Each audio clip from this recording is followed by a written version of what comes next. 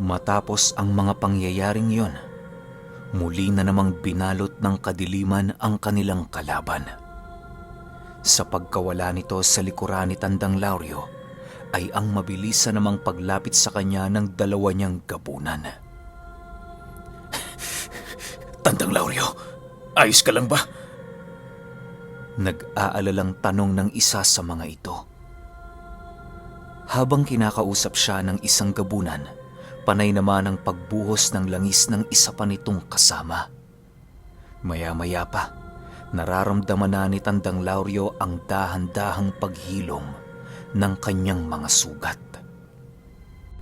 Hindi na din siya noon nakakaramdam ng labis na panghihina sa kadahilanang nagawa na nilang pigilan ang pagtagas ng dugo.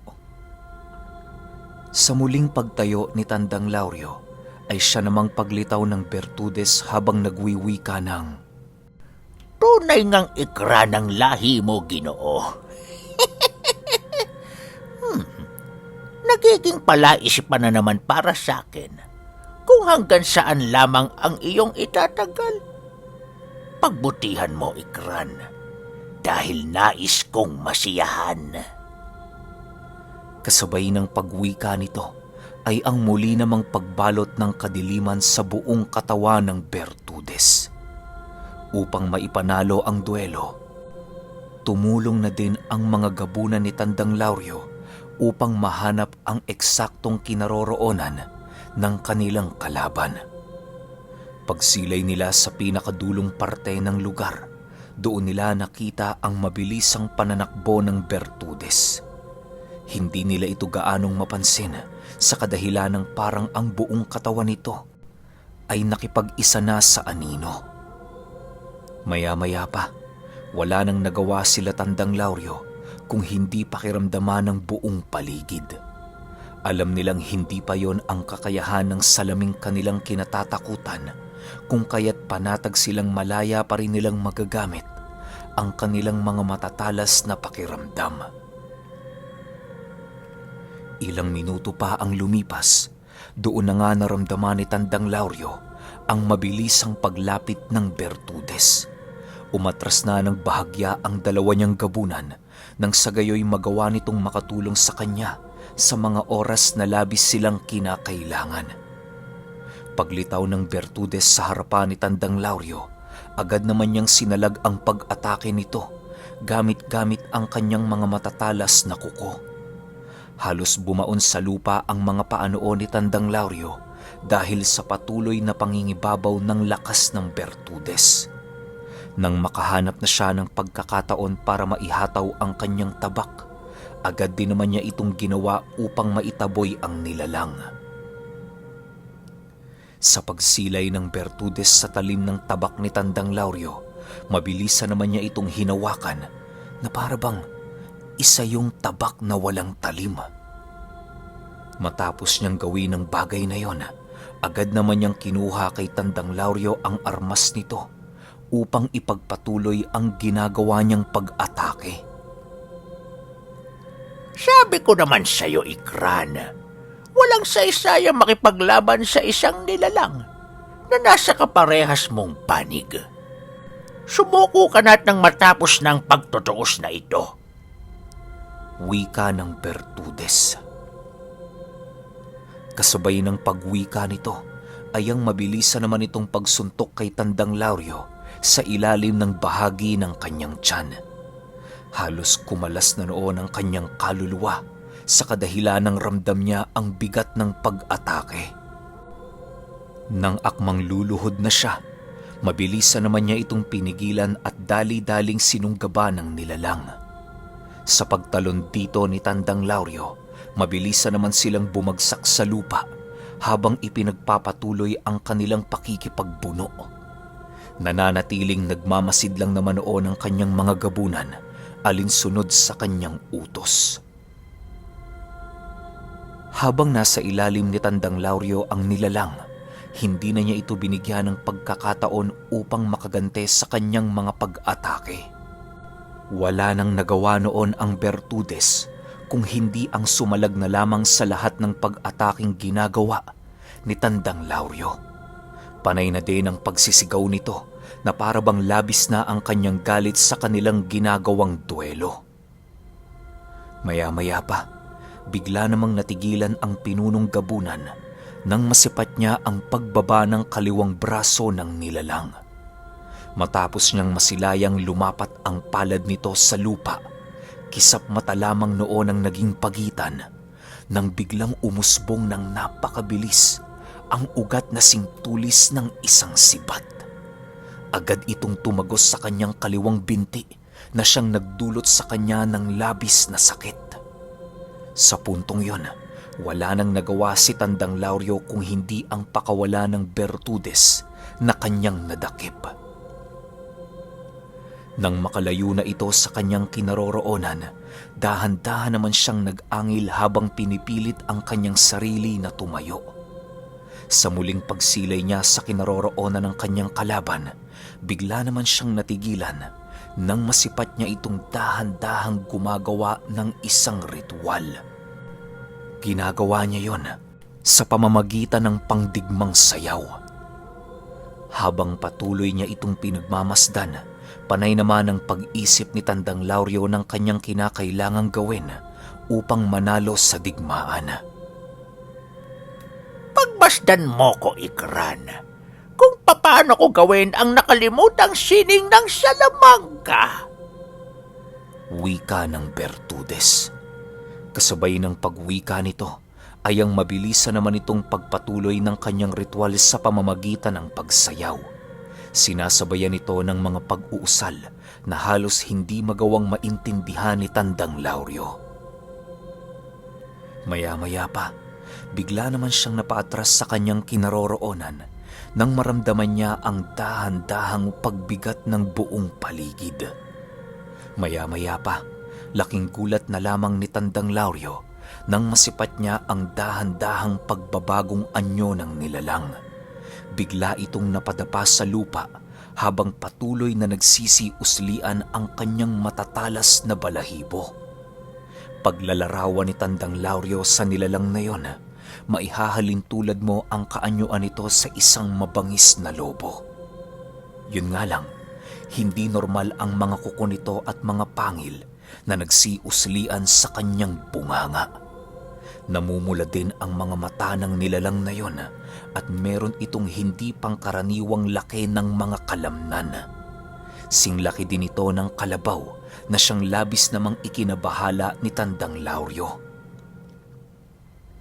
Matapos nitong makapagpalit ng anyo, dahan-dahan itong lumapit sa kanyang kinaroroonan habang patuloy na nag-aangil. Nang masipat ito ng kanyang mga gabunan, agad naman itong nagsipalit ng kanilang mga anyo at walang pagdadalawang isip na sinunggaba ng Bertudes.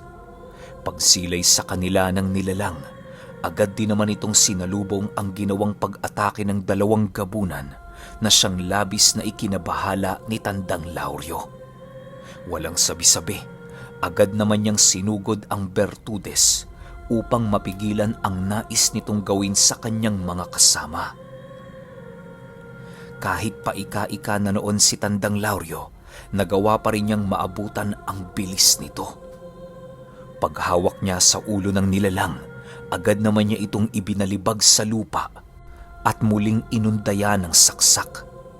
Sa puntong yon, ramdam na ni Tandang Lauryo ang pagsuot ng kanyang mga kuko sa balat nito. Pagbagsak nilang dalawa sa lupa, bigla naman niyang nasilayan ang pagngisi ng Bertudes habang mabilisang inilalapat sa kanilang kinabagsakan ang matatalas nitong mga kuko.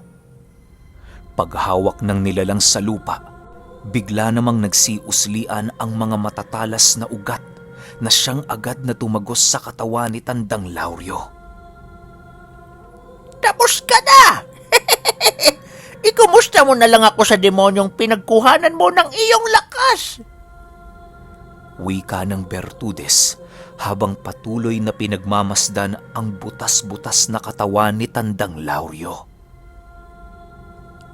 Nang masipat naman ito ng dalawang gabunan, tanging pagsigaw lang naman ang kanilang nagawa habang patuloy na pinagmamasdan ang nag-aagaw na buhay na kanilang pinuno. Ilang minuto pa ang lumipas, tuluyan na ngang napabagsak si Tandang Lauryo sa lupang kanyang kinaroroonan. Dahan-dahan namang lumayo sa kanya noon ang nilalang habang patuloy siyang pinagtatawanan. "Tandang Lauryo! Lumaban ho kayo! Kailangan kayo ng ating pangkat!" Sigaw ng isang gabunan. Ilang minuto pa ang lumipas, bigo naman silang makarinig ng kahit na anong tinig na nanggagaling sa kanilang pinuno. Animoy tuluyan na itong nawala ng kakayahan magsalita dahil sa tindi ng natamo nitong pinsala. Kahit gano'n na ang nangyayari, patuloy pa rin siyang kinakausap ng dalawa niyang gabunan sa pagbabaka sakaling magagawa niyang malusutan ang ganoong sitwasyon. Sa harap ng pagkatalo ni Tandang Lauryo, bigla namang bumalik ang kanyang ulirat sa kanyang katawan nang marinig niya ang kapreng nagwiwika ng, "Lauryo, ipinapasa ko na sa iyo ang tungkulin ko bilang tagapamahala ng lahat ng gabunang katulad mo sa libu-libong dimensyong naririto sa mundo. Humayo ka. Ubusin mo ang mga Bertudes dahil sila ang totoong kaaway." Matapos itong marinig ni Tandang Lauryo, agad naman niyang naramdaman ng mabilisang paggaan ng kanyang katawan. Doon na din pumasok sa kanyang isipan ang memorya ng kapre at ang mga kakayahan nito na maaari niyang gamitin. Napag-alaman din ni Tandang Lauryo na sa pamamagitan ng kanyang dalawang palad, magagawa niyang maipagwalang bisa ang anumang mutya na nanggagaling sa kaliwa. Ilang minuto pa ang lumipas, laking gulat na lamang ng Bertudes nang masipat niya ang dahan-dahang paglabas ng usok sa buong katawan ni Tandang Lauryo. Maging ang mga kasama niya noong gabunan ay hindi mapigilang magulat dahil sa mga kaganapang hindi nila inaasahan. Maya-maya pa, bigla namang tumayo si Tandang Lauryo habang patuloy na nakatitig sa Bertudes. Hindi ko alam kung ano ang ginawa mo para makaligtas sa bingit ng kamatayan. Subalit, kahit ilang ulit ka mang mabuhay, sinisigurado ko sa iyong hindi din kita tatantanan hanggat hindi ka namamatay. Seryosong wika ng Bertudes. Kasabay ng pagwika nito ay ang mabilisan namang pagsugod ni Tandang Lauryo nang hindi na umiimik. Sa paghawak niya ng kanyang tabak, agad naman niyang naramdaman ang kanyang nag-uumapaw na lakas na halos hindi niya mawari kung saan nagmumula. Paglapit niya sa kinaroroonan ng Bertudes, mabilisan naman siya nitong inundaya ng saksak, gamit-gamit ang kanyang matatalas na mga kuko. Ngunit bago pa man ito lumapat sa katawan ni Tandang Lauryo, bigla naman itong naagnas ng salubungin ito ng kanyang kanang palad. Sa pagkakataong yon, wala nang nagawa ang Bertudes kung hindi ang magulat sa kanyang ipinamalas na kakayahan. Bago pa man siya magawang mahawakan ni Tandang Lauryo, mabilisan naman itong kumaripas ng takbo, papalayo upang magawa niyang maunawaan ang ipinamalas na abilidad ng gabunan.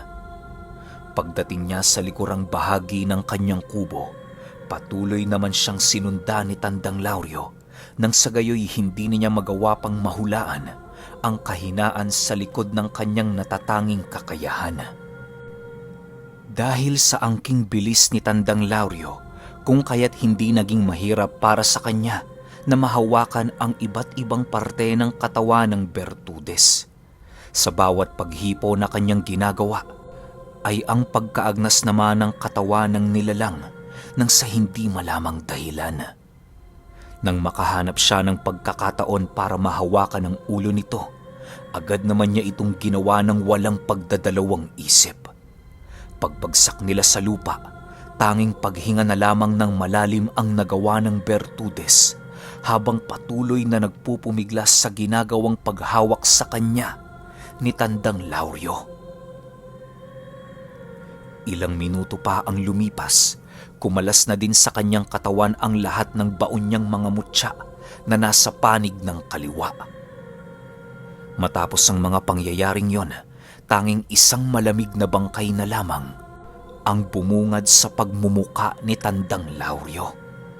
Nagkalat sa buong paligid ang mga mutya nito, maging ang kinakatakutan nilang bertud ng ingkong mambabarang. Ilang minuto pa ang lumipas, agad naman nilang pinulot ang lahat ng bertud nito na kumalat sa buong paligid. Dali-dali din naman silang umalis sa lugar na yon upang magawa nilang makabalik sa baryo sa lalong madaling panahon. Sa pagpapatuloy ng kanilang paglalakad, panay naman ang kanilang naging pag-uusap ukol sa mga ginawang kakaiba ni Tandang Lauryo. Tandang Lauryo, paano ho kayo nagkaroon ng ganoong kakayahan? Ang buong akala ho namin kanina, wala na tayong pag-asang manalo sa demonyong yun. Nagtatakang tanong ng isang gabunan. Oo, tama ka.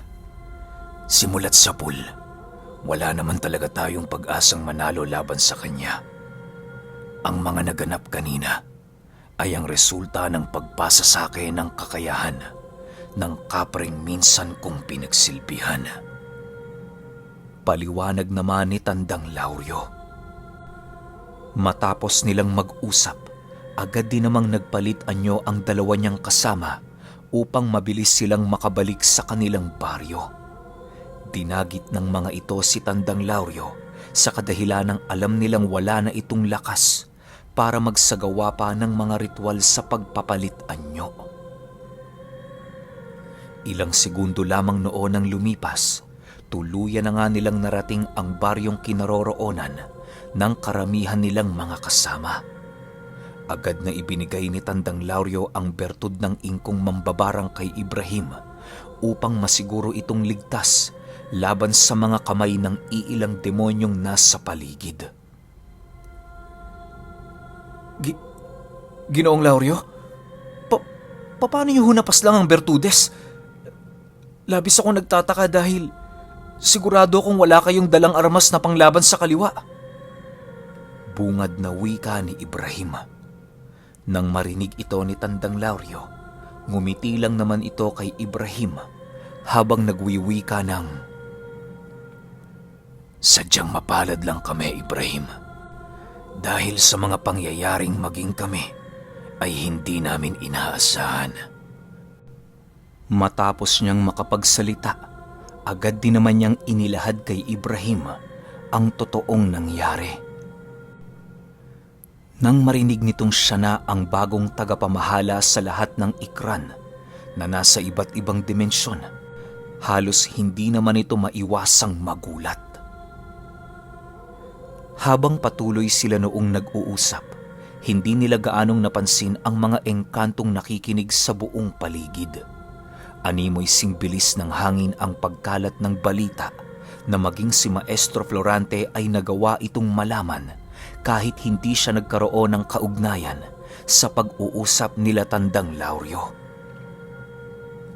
Sa pagsapit ng umaga noong mismong araw, laking gulat na lamang nila Ibrahim nang masipat nila ang pagdating ng maestro. Kasakasama nito ang kanyang 2 disipulo na merong buhat-buhat na sako. Magandang umaga, maestro. Masyado naman ho yata kaming nasorpresa sa inyong pagdating. Bungad na wika ni Ibrahim. May mga balita kasi akong nasagap ukol sa ginawa ni Lauryo. Siya nga pala, Ibrahim. Nasaan si Lauryo? Kasabay ng pagtanong ni Maestro Florante ay ang paglabas naman ni Tandang Lauryo. Dali-dali siya noong lumapit sa kinaroroonan ng maestro nang sa gayoy magawa niyang malaman ang nais nito. Ilang minuto pa ang lumipas, bigla namang nagulantang si Tandang Lauryo nang magawa nitong malaman ang tungkol sa pagpapamana sa kanya ng kapre. Nasisiguro siyang silang dalawa lamang ni Ibrahim ang nakakaalam ng bagay na yon, kung kaya't labis ang kanyang pagtataka na kung papaano ito nalaman ni Maestro Florante. Maestro Florante, paano niyo ho nalaman ang tungkol sa bagay na yan? Nagtatakang tanong ni Tandang Lauryo. Maraming paraan, iho, para malaman ang sikreto ng bawat tao. Sa ngayon, huwag mo na munang isipin kung paano ko nalaman ang bagay na yan. Kaya ako naparito dahil meron akong mahalagang bagay na ilalahad sa inyo. Sagot naman ni Maestro Florante. Nang marinig ito ni Tandang Lauryo, agad naman silang pumasok sa loob ng kanilang bahay upang doon ipagpatuloy ang kanilang naudlot na pag-uusap. Mas mainam kasing sa loob, nang sa gayoy wala gaanong mga tenga ang makakarinig sa kanilang mga paksang tinatalakay. Ibrahim, bago natin umpisahan ang ating pagpupulong, nais kong ibigay mo sa akin ang bertud ng ingkong mambabarang.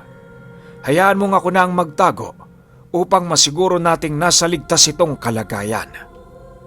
Wika ni Maestro Florante. Nang marinig ito ni Ibrahim, agad din naman niyang iniabot sa kanyang maestro ang bertud na nababalot sa itim na tela. Dali-dali itong isinilid ni Maestro Florante sa isang garapon at mabilisang isinilid sa sako.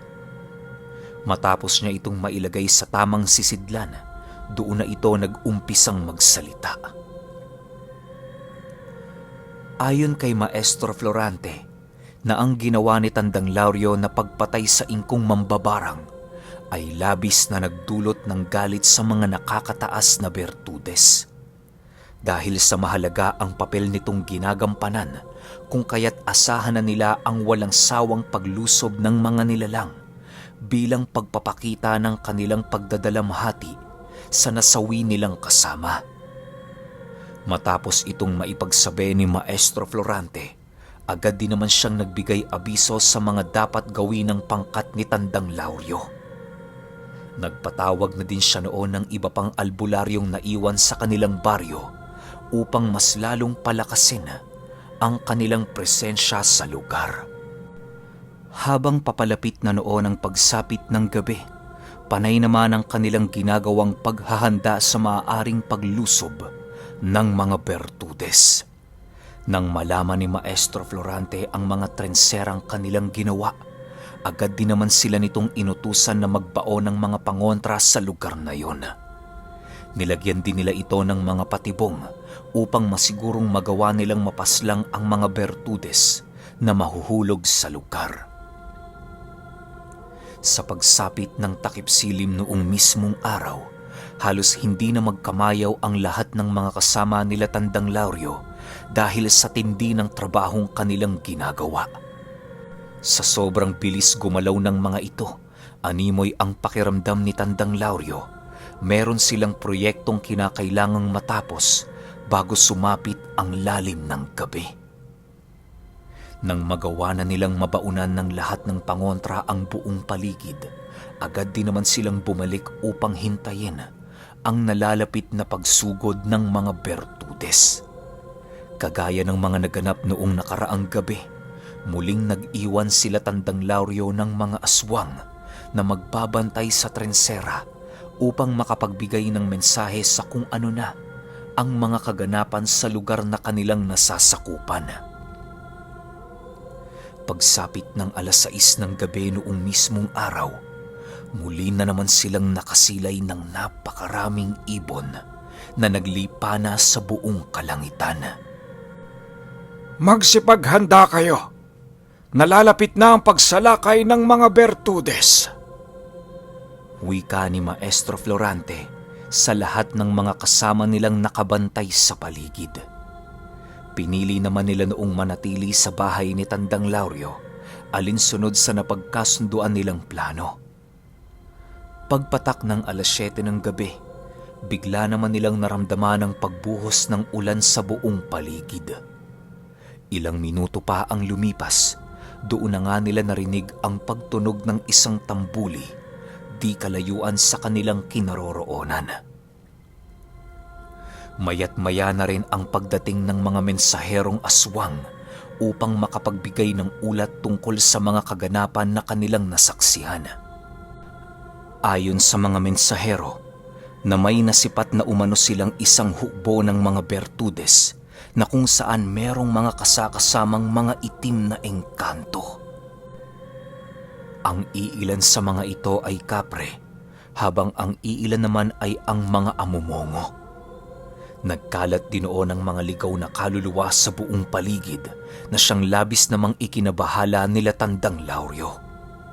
Matapos itong malaman ni Maestro Florante, agad din naman niyang iniutos sa kanyang mga kasama ang paghahanda para sa nalalapit nilang pagsalubong sa mga demonyo.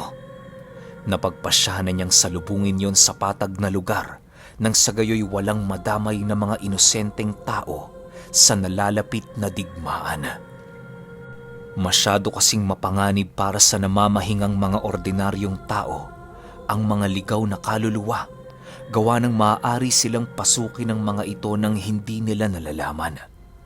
Kapag nagkataong nangyari ang bagay na yon, hindi na nila magagawang mapigilan ang pagkamatay ng iilang kababaryo ni Tandang Lauryo. Matapos ang kanilang paghahanda, agad naman silang naglakad patungo sa patag. Dala-dala nila noon ang lahat ng kanilang mga armas na maaari nilang magamit laban sa mga Bertudes. Ilang minuto pa ang lumipas, doon na nga nila nasipat ang hukbo ng mga ito na halos hindi nila magawang mabilang dahil sa sobrang dami. Lauryo, ihanda mo na ang pangkat mo. Kayo ang magsisilbing pain namin para magtagumpay sa digmaang ito.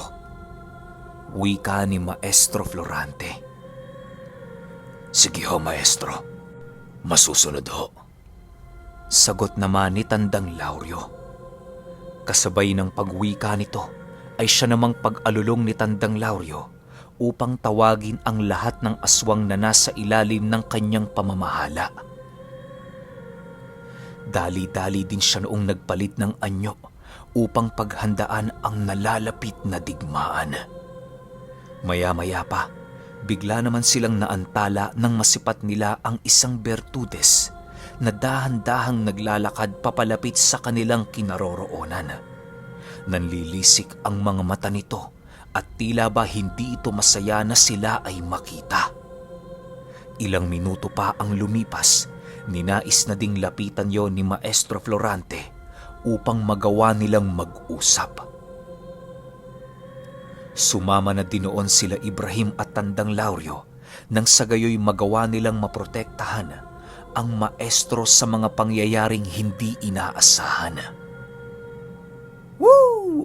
Okay, grabe isipin nyo nakipagsanib kay Tandang Lauryo yung dating namamahala ng hawak-hawak niyang Bertudes o kung anumang agimat yon. Tapos ngayon, andito na naman sila Maestro Florante. Ito yung gusto ko yung laging sumisingit si Maestro Florante kapag merong malaking bakbaka na magaganap. Pahintay na lang ako ng 19, susunod kagad natin yun.